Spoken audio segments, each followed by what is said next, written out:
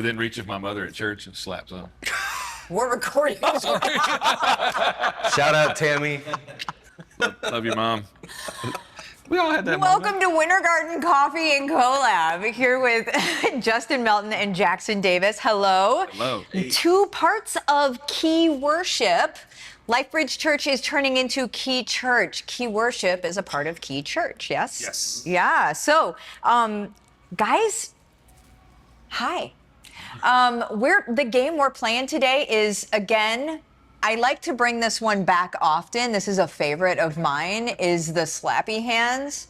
And really what we're trying to do is we're trying to get this disc off the middle of the table. And so you may have just heard Justin talking about the slap zone. So anyway, he moved his drink out of the slap zone is what happened. So anywho, tell me, before we get into like these questions, here, I'm gonna try first. Okay, well, that's embarrassing. Give me a So, tell me what is the most exciting thing happening right now at Key Church? Wow. I know. So a lot. Hard. It's Yeah, a lot. it's But hard. I think if, so we're going through rebranding. We're actually becoming Key Church this Sunday, September 7th. Yeah. And I think the road to get to this spot has just been so, it's been long, but it's arrived quickly, but lots of prayer, lots of like dreaming and conversations and all the different things that it takes to make something like that happen. I would say that becoming Key Church as, seeing that logo, seeing that signage and all of those things are popping up everywhere. That's a really important part of like what's going on. But to me, that is that's the product of a journey that's been going on and a move of God that is going on, not just a rebrand, but essentially a story, a new chapter in a story that the Lord is writing. And we're just seeing some incredible stuff in the house. Yeah. And I think Key Church is a part of that journey. I think just like what Key Church is, it's that place where people are coming in from different walks of life, finding a place to rest and heal and be restored and feeling encouraged and charged up, sent back out on mission. And I think that's the cool part. Key Church is more than just a rebrand. It's calling a move of God what it is, and it's a move. It's an absolute new season. So it's exciting. It is exciting. It's the whole thing is exciting. The whole thing. I was talking to you beforehand, and I was like, how is it that a building feels alive? Like, it's just, it feels so like you walk in right now, and it's not the building, right? I'm not saying it is the building, but there's something that, well, it's not just something, it's Jesus. And whenever you walk in, it's not a building trying to be something else, right? Like it literally is, you are walking into the presence of Jesus, and you are walking into a group of people that have one thing on their mind, like it's just the coolest thing. It is. To even be able to witness. To jump off of that, I think the cool thing for me is seeing the people, because the people are the church, watching the people that call now Key Church home be as excited about it and on the same page about it as like we are as the staff is, one, encouraging. Two, it's kind of confirming that like what the Lord is like speaking to Luke, speaking to our staff is like the same thing that he's doing. I think the Lord moves in unity, and so he's not confusing. And so like to watch everybody be on the same page and as pumped about it as we are fires me up. Like it's cool. Yes. And I love that. The Lord moves in unity. He's not confusing. He's not trying to like, oh, okay, figure it out, guys. He's not trying to throw us off. Okay. I think I just cheated, and I don't think it was my turn, but Jackson has lost his zeal for the slapping. Oh my gosh. Oh no, there it is. Okay. So this one, Truth Time is the name of this question. So when was the moment that you realized worship wasn't about music at all, but about surrender? Where were you? What was happening? And how did Jesus break through? Do you have a moment like that you can think of? I'll let you go. think. Can I just pull it toward me? Kind of cheating. But I mean, I just slapped myself in the throat. if you're not cheating, you're not trying. Is that kind of the old adage? That's terrible. Oh my word. The first probably was youth camp after my senior year of high school. I had actually just started leading worship, and to watch what the Lord was doing from that vantage point, and watching like friends of mine that I had gone to school with for years since I was, in kindergarten. I went to the same school for 13 years. And so watching those people give their lives to Jesus, and just kind of, while also figuring it out for myself, like in my walk, but like watching that happen in a room kind of just like marked me. And yeah, I don't know. Yeah, I'm trying to like zero in on the moment. I think for me, that moment was probably, so I was, Sorry. it's so funny. It was but so serious hard. thoughts. Look, just I know. be careful. Sorry. Oh, sorry. Oh my gosh, did you slap him in the face? We're about as unserious Slap as you zone. can get. The Simon the Slap Zone. Worship. Oh, wait, my hand won't move. There it is. No, so I went to it was like an impromptu prayer and worship night, and I don't remember exactly how old I was. No old jokes. But I showed up with my guitar, and I was supposed to be a part of like leading it, and I broke a string or something like that, and a buddy of mine, whose name is Fred Castro, is an incredible worship leader back in Georgia, and he actually came over to me and he said, "Hey," he said, "I think maybe the Lord is just trying to like put you in a space to hear from Him tonight," which immediately I was offended because I was like, "Bro, do you like this is like what I do?" Yeah. But in that next, I don't even remember exactly how long it lasted, but we essentially had like an incredible time of worship, and there was zero music happening. I mean, like Fred led us in like some a cappella stuff, and it was just such a heavy presence of the Lord. And I think that's when my mindset shifted, when it's not about the music, it's Yeah. about the surrender of like bringing whatever you have before the Lord, and just resting in Him. Yeah. And Fred was right that night. I absolutely needed to like hear from the Lord, and it was a humbling experience. But that shifted in me how I even approach worship. Yeah. From like a execution on a Sunday morning or any of our worship gatherings to just even in my personal time. Yeah. Just making sure that I'm putting His presence before anything that I'm bringing, as far as like what I'm going to bring to the table from a programming standpoint or a gifting standpoint. It's about the presence first. Yeah. And that moment definitely marks me. I think about it all the time, honestly. Yeah. All the time. I love that. Yeah. And I would say last night so this is going to come out in a couple weeks or whatever, but last night in real time, there was a prayer session, right? So prayer night, prayer session at Quay Church. And the way that you guys set that up, it was sitting down. It was people came in.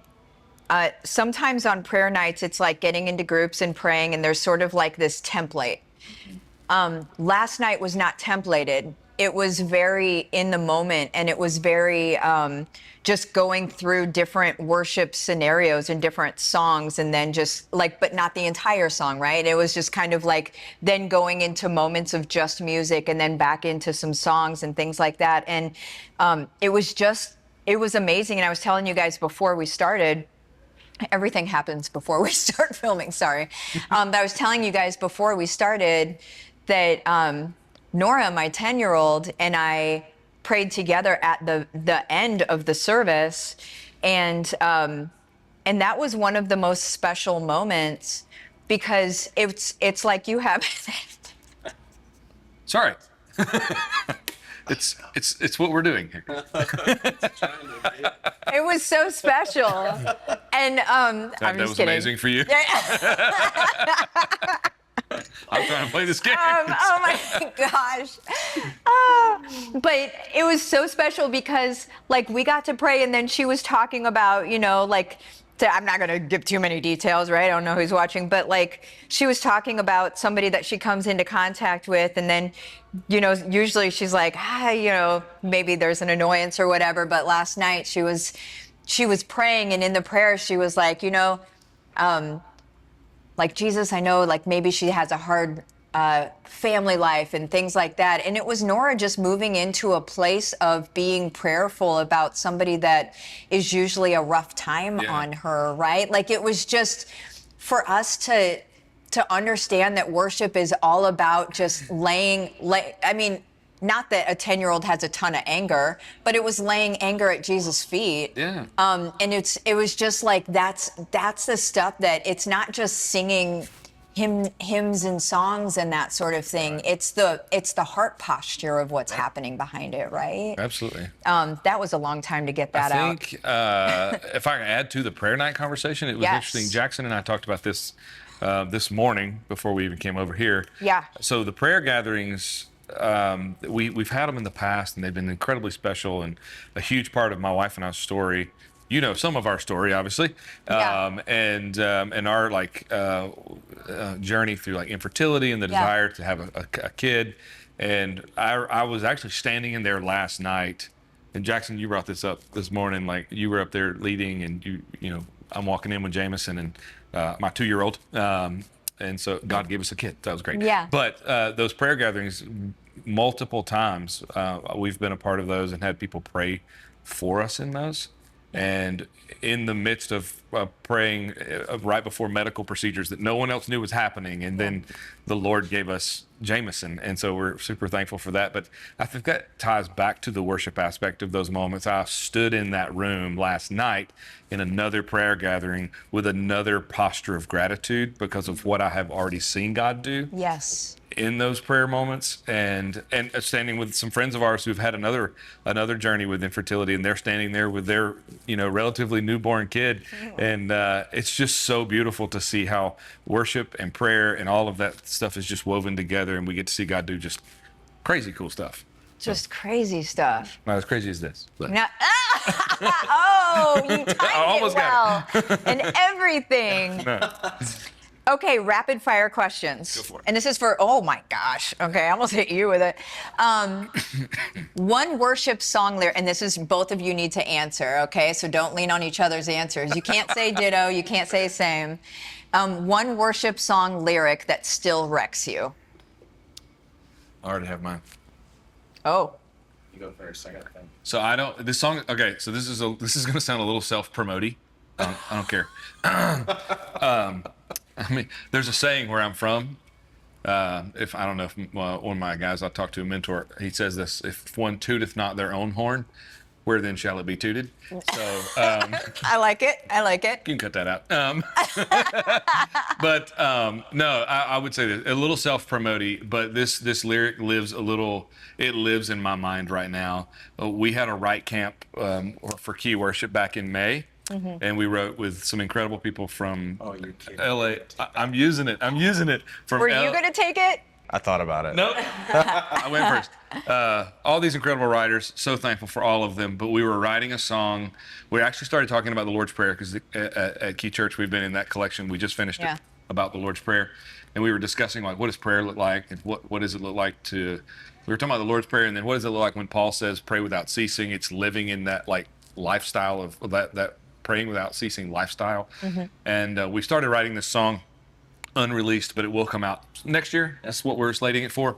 But there's a line in the second verse of the song that says, I will not fear when you cut things away. Mm-hmm. Pruning is only the proof of your grace. Yeah. So, because I've been in different seasons of life where things have been cut away, and things have changes that you don't expect, things that come and things that go. And in the moment, those things seem painful. Yeah. But I can see now that, like, there's grace in that. That's the proof of God refining and the grace that comes with walking with Him. That. So I love that. Try to beat that, bro. Beat that. Oh my goodness. Mine is from the song Center. I love that song. Gamboa. And it convicts me, like Jackson, the worship leader, like that whole second verse teaches to discern the moment of when to serve and when to sit here at your feet. And I think, like, it's so easy to come and just, like, do the thing that I'm quote unquote good at and, like, execute a worship set and like do the music thing, but I think it's like being able to discern between those moments of like, kind of like you said in your story of like, I don't need to lead tonight. I need to like sit at the feet of Jesus. And so that every time we sing that song, I'm just like, oh. Yeah, and I think it's cool to like, I always want to like be discerning the moment and not get caught up in, because like in my particular story, it was pride from my hands. I don't want to repeat that. Oh my gosh. Oh, shoot, man. That was good. I don't ever want it to be, I want it to be something that I open my hands to the Lord and say, Lord, if you want this, take that. Instead of it, like in my scenario, it was like taken from me. And then I had to learn through my little attitude adjustment that I had to have first. But I think that's really important, like as a worship leader, being able to just like, what is the Spirit doing in the room? Like, what is God doing amongst this moment? Yeah. And trying not to miss it. So that's good. That's great. Yeah. Well, and to piggyback on that a little bit, you are, well, I don't know if you are publicly known for this. You are within my head known for this. Oh, Lord. So maybe just here. I don't know. Censor's coming. Yeah, right. But you are so fantastic at knowing when to lean in and continue and almost even add a mashup into the end of a song, right? And like you will even during practice be like, I don't know, we may pop into this, we may not, like heads up, who knows? Right.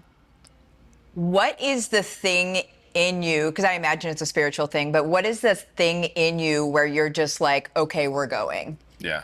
What does that feel? Just so people can understand what that moment like maybe feels like. Yeah, I think it goes back to what you're talking about. Like, and I mean, you know, I think being able to just prayerfully approach those moments, because like that's what's wild. I mean, like, and you can attest to this is, and you know this too. Like when we're up there leading worship, we've got those in-ears in. There's click tracks going on. You know, we've got our Kenny, our MD's talking to us, and like producers from the service are like talking and different things. But like my approach has always still just been like prayerful and watchful. Like be like, give me ears and eyes to see, Lord. Like, what are you doing in the room? Yeah. And it can be something as simple as seeing the mom in the corner in tears, or the family that's huddling together, and you can sense that the Lord is doing something special in these little pockets. And then yeah, and it's honestly just being ready to respond, like not coming so much with a plan of I'm going to do this spontaneousness, and have this moment that's, whatever. Like it's just being open to do exactly what you sense the Spirit is doing in the moment, and being prepared and ready enough in your craft to step into that space with confidence, knowing that what you're hearing, what you're seeing, what you're sensing from the Lord is something that you've been prepping for, because your worship all week long has led you to be sensitive to that, and has led you to be gifted and responsible enough to steward that well. Responsible enough to steward that well. Does that make sense? Well, I don't know how many people realize that this is like a tribe. This is like the Levites. This is like people born into, this is like when you say responsible to steward it well, that is literally it, right? Like it's stewarding the gift of leading worship and worshiping God, and it's just so good. Well, and I would say, I would say I've learned some of it too from a practical standpoint of like, because I've done it wrong.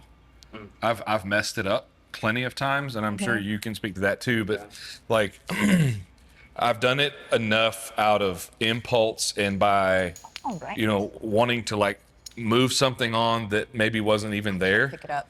I got you. Send that to you. I got you. My nails are too I don't need you long. like I can't. falling over. We're just gonna pray for Martha. But Oh my gosh. yeah, I think I've done it wrong enough times to I'm a little more, I guess fearful's the word. Like I approach it with some fear. Yeah. A little bit, to like, Lord, I don't want to do anything or move anything out of an emotional. I don't want that to be the thing. I want it to be, I want it to be God. Yes. I want it to be the Holy Spirit moving in the room. And so, like, that's also why I've been able to like sit in those moments and learn from my mistakes of not responsibly stewarding it. Yeah. And thankful that the Lord has given more opportunity for me to be able to learn from that. So Yeah. you can speak to that too. think, to go off of the fear thing that you said, I remember we had a service a couple months ago that went really long, and the Lord was he was doing something. People were repenting of all sorts of things and just staying in almost like a moment like we had last night. And the service started at 11:45 and it went till 5:30 at night. And I think it's both sides of that, of not wanting to force something that's not there, but also like not wanting to stop something that's going on. And so for me, it's trusting that I've spent enough time in the secret place that not only do I know his like audible voice, but that I know his like written voice. Because something that shout out mom always said to me is like, if you feel like you can't hear God, like, have you read God? Because that's his written voice is the Bible. And so it's part of it's like trusting your preparation, like you said. You can only be prepared as you can be, and trust that the Lord's gonna guide and I don't know, walk with trepidation a little bit. Yeah. But I think that, not to harp on it too much, but like even if you look through like the Old Testament unpacks like what worship looked like for them, and it was a long process. Like there was a selecting of the sacrifice, there was a prepping of the sacrifice, there's taking, and I think it's a little dangerous for us to even think on this side of the cross to think that we can just rush into the presence of God for our worship. Yes. And then check it off our list and move on. I think and that's not just from a worship leader standpoint. I think that's we as believers, like there's a preparation in our hearts all week long, longing for that being together. I have like goosebumps right now. Longing to be together with the church, gathered as the body, to lift up the name of Jesus that's the only reason you can gather. Without that, you gather in vain. And so I think the preparation is needed.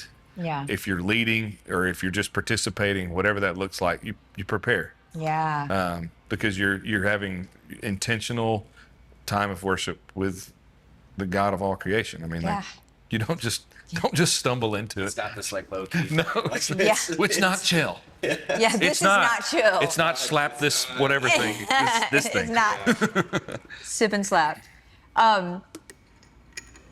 What is a scripture that you always carry into rehearsal? Do you have something that you just kind of always just reiterate in your mind? What are your go-tos? I can't quote it off the top of my head, but it's in Habakkuk, however you say that. And He took it on down to Habakkuk. I didn't it's 3. Now that I've tried to say it, now I'm blanking. It's like in Habakkuk 3, and it basically is just like, even if everything else is going wrong, it has all these examples of like, even if the cattle stalls are empty, even if the fields are bare, like, I will praise the Lord. Like, and so that's kind of just like a mindset I try to take in, is like, no matter what Monday through Saturday night looked like he's the same. And so I'm going to bless him. Yeah. I probably, there's 2 that I probably live really close to. One I think has been huge for like Quay Church in general, which was Isaiah 43. Like that verse has come up so many different places. All the time. From Orlando to Norway. Yeah. Like all Yeah. over the place. And but it just talks about, I can't remember exactly what verse it starts on, but it's essentially, behold, the Lord's doing a new thing. Don't remember the things of old and remember the things in the past, but he's doing a new thing. Do we not perceive it? Like, making ways in the wilderness and rivers in the desert. And so like being able to like read that and understand that context for where we are as a church, and to see the new thing that he's doing. And here's the craziest thing, he's just getting started. So It's right. it's wild. But I would probably say, and I think this is just a little bit of a return to maybe some childlike faith for me, because Psalm 23 is always a psalm that people, you learn when you're a kid. And but I think it's always a psalm that I love the Psalms in general. Yeah. The Psalms are just beautiful. I think it has a beautiful representation of the rhythm of life. You've got David writing songs of like lament, and he's just like, "Oh God, where are you? Just kidding, you're amazing, I love Yeah. you." And like, there's such a beautiful rhythm to the human condition that I think the Psalms capture. But Psalm 23 to me is always a go-to because it just reminds me of my role, and that's to follow the shepherd, and it's to be led by him, and to. A lot of times it just brings peace in the midst of chaos. You start quoting that the Lord is my shepherd and I have everything that I need. Like that Yes. immediately, I'm just like, okay, it's all good. Right. Like I'm good. Done and done. Yeah. So yeah, those are mine. Yeah. I love that too. That's okay. Oh, slap. Would you rather? Okay, I already know what one you're going to do, but I just want to hear the commentary. I'm here for the commentary, basically. The commentary could be one. I mean, I'm just here. Oh, that was a solid. It's like sad. It's like a sad. Okay. Sad. Would you rather lead worship on a rainy day with 3 people in the room, but Jesus is tangibly present, or lead to a packed house with perfect lighting, but your heart feels dry? Oh, the lighting for sure. I'm just kidding. I know. I'm like, there's no way you're going to choose I'm that just one. kidding. I want to look amazing. No, please cut that out. In It's Jesus' not name. getting cut out. No, it's fine. I'm just kidding. Y'all know my heart. It's fine. Yes. I mean, I think it's obvious. Like, Yeah. again, like I said earlier, if you gather and you don't have Jesus at the center, Yeah. then what are we doing? Like I think then it's just performing, and it's, I think I've had some of the more impactful worship sessions in my lifetime, with minimal room, minimal equipment, or broke speakers that came from Radio Shack. Is Radio Shack even open? Is that a thing anymore? That's not a thing. I don't think so. It went down with you know what Radio with the Shack is? Kmarts and stuff. Jackson's a young guy. He is a young guy. Yeah. It's fine. So yeah, I mean, I think, listen, if Jesus is at the center and I can be solo and Jesus is in the middle and in the room, and I think that's where it has to start. Otherwise, the big gatherings are just drawing a crowd, and that's not the goal. Yeah. If you leave the same way you walked in, it's the Isaiah 43 is like he's doing something new. Yep. That part wrecks me every time, is the like, do you not perceive it? Do not tell. I know, like it literally like shakes me to my core. And so like, even if you're in a room with 1,000 people, if everybody leaves the same, like Right. you missed it. And like, I don't want to do that. Don't miss it. Like the yeah, don't. don't That's the miss like. it. You ever get in trouble with like your mom and she's like Yeah. doing that whole thing? I think I've been Like, the mom now. well- I'm now the mom. So you're doing this. Yes. So my mom still does this. I'm just like, I'm almost 40. Chill. But I think that's what that verse is to me. It's like, don't miss this. Yeah. Because you can, and the noise and all the things that have to go on. And the you. And the yeah. you-ness. Oh, I'm right? all up in the middle Yeah. of the way, and so I think that's good. Yeah, it's good, bro. I love that. Do you guys remember when didn't a smoke detector go off? What? Yes, it did. Yes, it did. Yes, it did. Was that the same time there was a snake in the thing? The same day. It was okay. Service. I'm We were like, Lord, what is happening? on? There was a snake in not in the plane, but there was a snake in what are those? Vents, right? Well, in the Or air, there was a but snake in one place and then they couldn't find it. The snake, yeah. So it disappeared into The control room. The control room, Yeah. just as you're leaving the auditorium there on the right. Yeah. And so that was weird. And then like We were shooting a video. They were shooting a video in those back rooms, and they were using and a lot. I mean, but to where be the fair, haze is, the praise is typically. there was So a lot of haze, and I don't know if they didn't do their due diligence to make sure the smoke detectors were off, but it went off like mid-message. And we had a guest preacher that day. Yeah. And so like he comes off the platform and he's like, What is going on? and I was like, First time too. Yeah. like preaching at, yeah. Oh my word! Who was it? I don't remember. Jay Mudd. Oh yeah. Yeah. Jay Mudd. It was Jay Mudd. He's Oh, he's- yeah. Yeah. That's funny. Village Point. Over at Yep. Horizon West. That's right. And I forgot. Poor guy. Luke was in Arkansas. Like, That's right. it was so did the alarm go off, and then from stage he had to be like, "Stay in your seats, everything's fine." Everybody went out, but they came back in, and he preached. He was like, "Man, I'm preaching," and I was like, "You go, bro." It was great, but yeah, that did happen. Oh, I think you win something else. I don't know how that's. Yes, it landed on the Is there a coffee. prize? Is there a prize? Can't teach There's no I don't know, man. You can. You wake up. This is what you do. You wake up and this is what you get. Okay, so since you guys write songs, first of all, The Shepherd's House, I can't. I can't. I listen. I know that it's got a lot of plays, and I think I might be most of them. Hey, that's great. Like, listen, I literally listen to it all the time. I make Nora listen to it. I didn't write it, so I can say I love it. Yeah. What's a lyric or song you wrote or led that came from a place of deep personal pain? We're just going to cry today. But turned into a declaration of hope in Jesus. So a place that came from, or a song or, whatever that came from pain, but turned into. So we have, it's not been released yet, but we've been singing it. Gotta Here stop comes the teasing self-promo. these things. I know. Well, okay, so this one Am I will supposed to be. break the fourth wall? Is that against the rules? No, I love breaking the fourth wall. We don't I'm even gonna do my have a Jim fourth.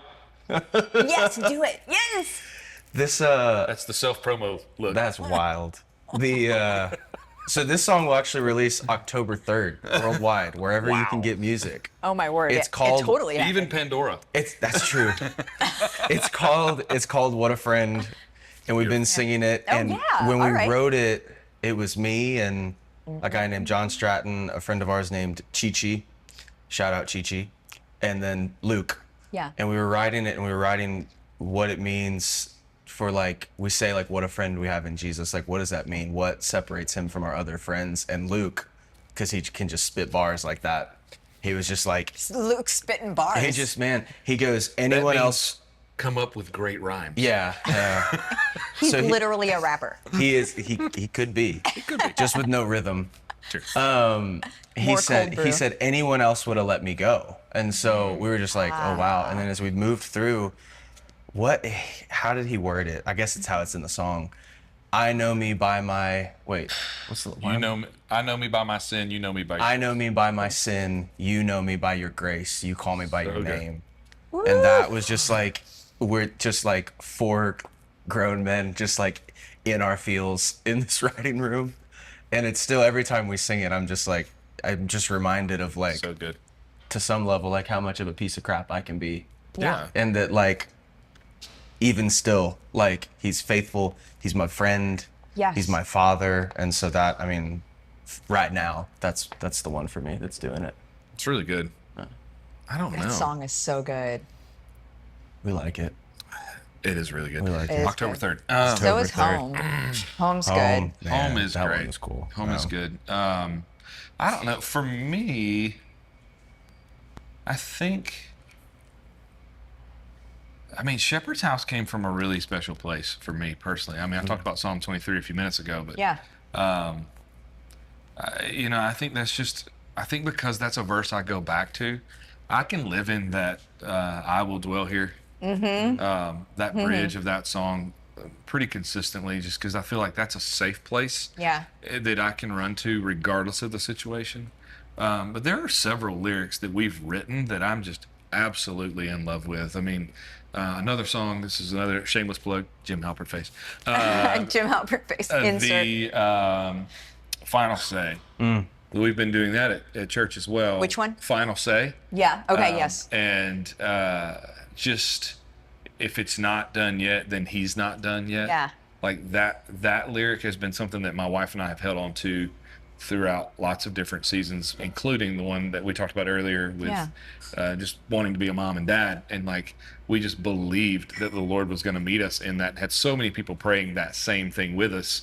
And to be able to be a part of writing that song and to sing and hear those lyrics and live on this side of the promise being fulfilled is just something that I go to and like, yes, only Jesus. Like, Only. If it's not done yet, he's not done yet. Yeah. And so yeah, Yeah. Oh my God. we're really excited about the songs that we wrote. I know, Yeah, right? The ones that aren't out yet. So We're getting there. We're getting there. They're coming. they are coming. They're I coming. love when I can always tell, and I end up accidentally quoting your guys' songs that aren't released yet on social media and then saying key worship because I'm like, I know it's them. Because then I go look for the lyrics online and I'm like, they're not there. I'm like, that's a freaking Key song.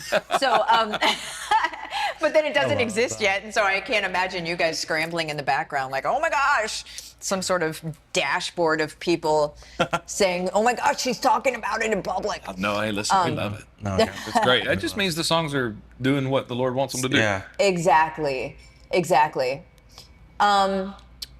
All right. So if you could gather every worship leader in Winter Garden I didn't even read this question before I started talking, so I don't know how we're going to go here. Okay. So if you could gather every worship leader in Winter Garden for a lakeside worship night at Lake Apopka, no stage, no lights, just voices and water, what song would you start with and what would you want to say to the crowd?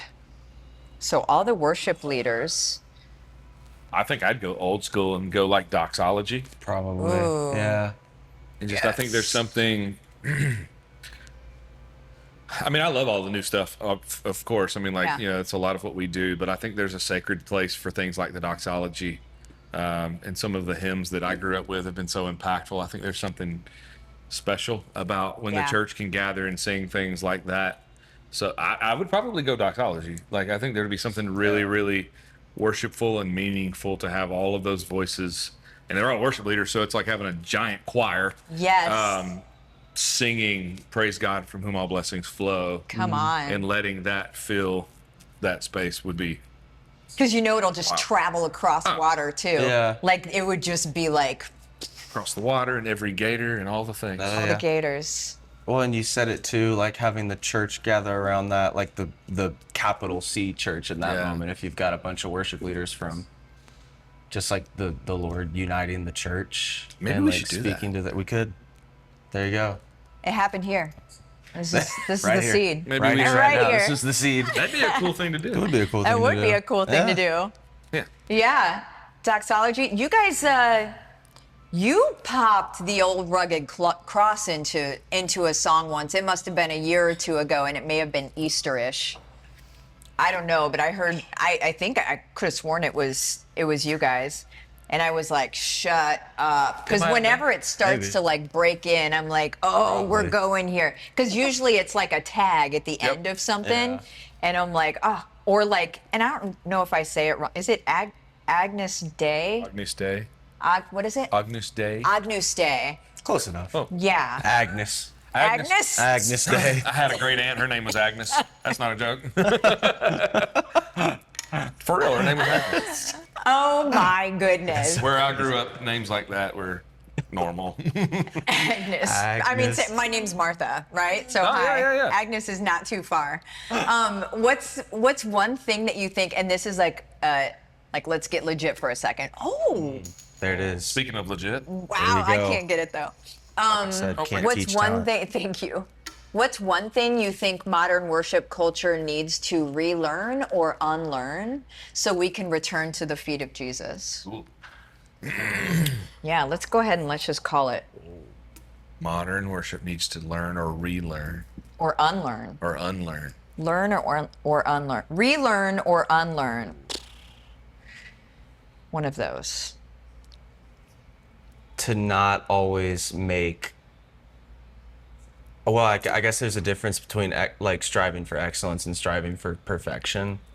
But I think that like as soon as that becomes the thing we're running after, we missed. Yeah. And so, not that excellence is bad. I think that Scripture says play skillfully. Like that's you Yeah. know biblical. For real. But as soon as that becomes the goal, I think we missed it. Yeah. So Yeah. Agreed. I think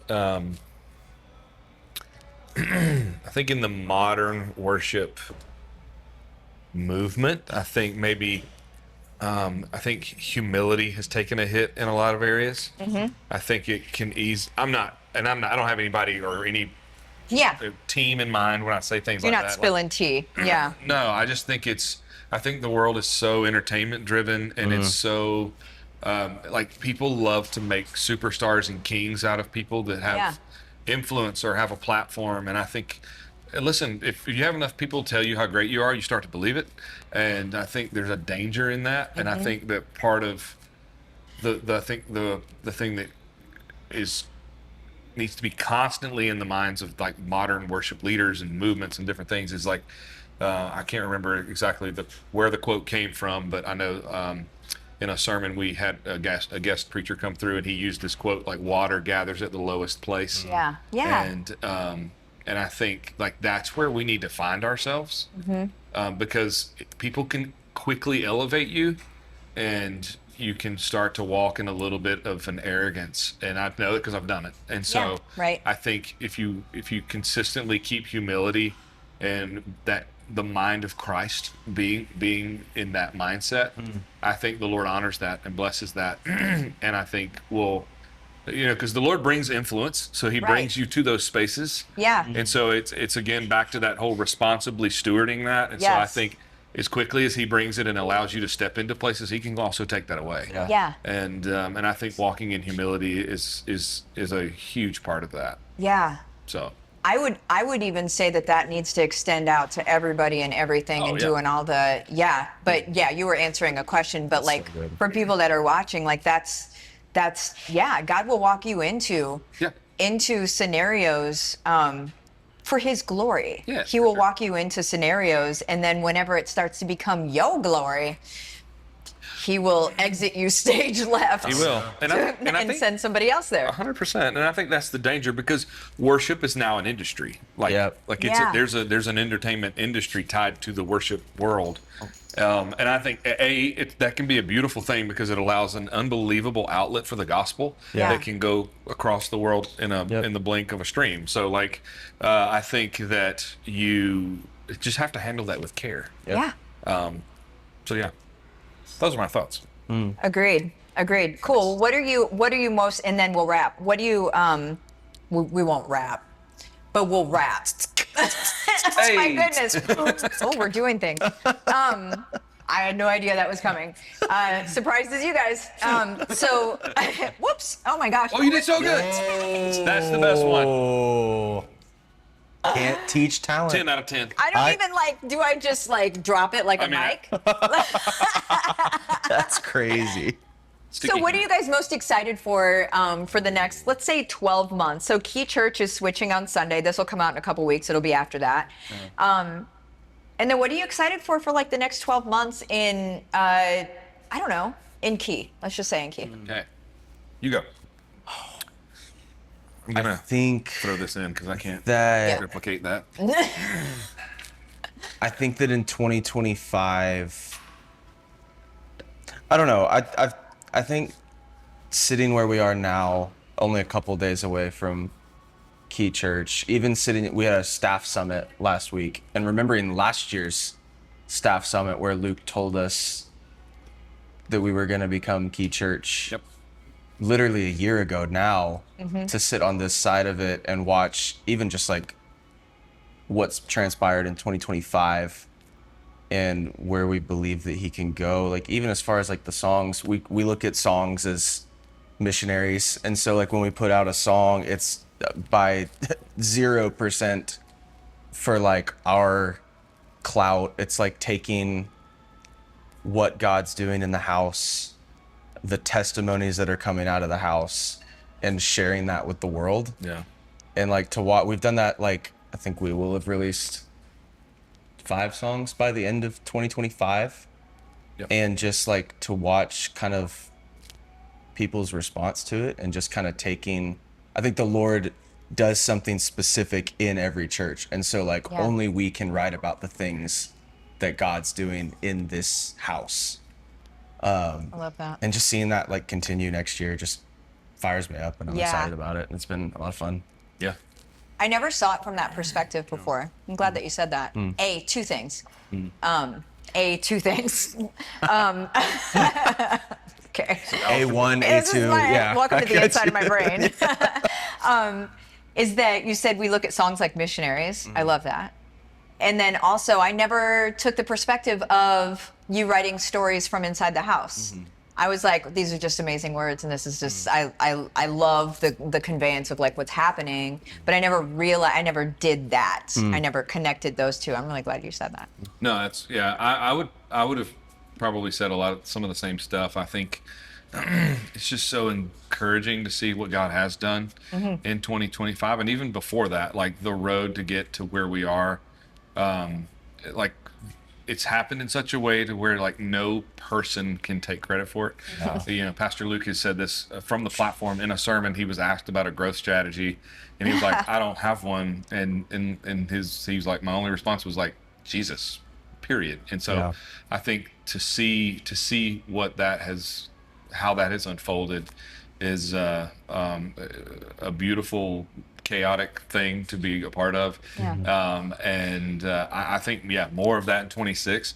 I legit am excited about the songs that the Lord has brought to the house, and to be able to listen through it and to kind of even see the hand of God moving in ahead of us for the things that are written in those songs. I think that the Lord is going to do some incredible work in the families of our house, in the workplaces of all the people. Like everybody has to go to their own respective places, schools, jobs, all the different things. And I think the Lord is going to do something unbelievable. And I think these songs are going to carry a part of that with that.